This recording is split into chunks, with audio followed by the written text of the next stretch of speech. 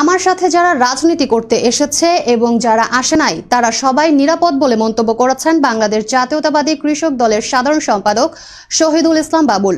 শনিবার বিকেলে ফরিদপুরের সদরপুর উপজেলার চরবিষ্ণুপুর ইউনিয়নের জয়বাংলা মাঠে বাংলাদেশ জাতীয়তাবাদী কৃষক দল আয়োজিত কৃষক সমাবেশে প্রধান বক্তা হিসেবে তিনি একথা বলেন। সদরপুর উপজেলা কৃষক দলের আহ্বায়ক ফজলুর রহমান বাবুলের সভাপতিত্বে উক্ত সমাবেশে প্রধান অতিথি হিসেবে উপস্থিত ছিলেন বাংলাদেশ জাতীয়তাবাদী কৃষক দলের সভাপতি ও কৃষিবিদ হাসান জাকির তুহিন।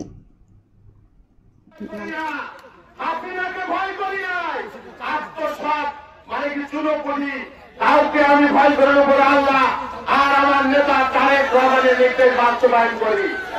আমি এখানে জোর করে আসি নাই, দলের সিদ্ধান্ত রাখো, দলের সিদ্ধান্ত মতো আমাকে এই আসনে আমাকে নির্বাচনে কাজ করতে বলা হয়েছে তোমাকে ওখান থেকে নির্বাচন করতে হবে, আমি তাই মেনে নিয়েছি।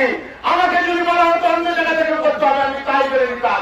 আমাকে যদি বলা হতো যা তোমার নির্বাচন করবার প্রয়োজন নাই আমি তাই মেনে নিতাম।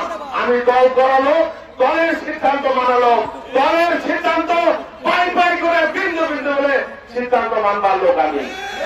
একটা কথা বলি, এইটা আমার জন্য নতুন কোন এলাকা না, এই এলাকার মানুষ এমন করে অনেক বর্তমান একটা রাজনীতির নামে লুণ্ঠন, রাজনীতির নামে অন্যায় অত্যাচার, এইগুলো আমরা কোনদিন করি নাই, আমরা কোনদিন করি নাই। আমার নেতা তারেক রহমান বলেছেন বিজয়ের আনন্দ তখনই মহিমান্বিত হয় যখন বিজয়ের কাছে পরাজিত নিরাপদ থাকে।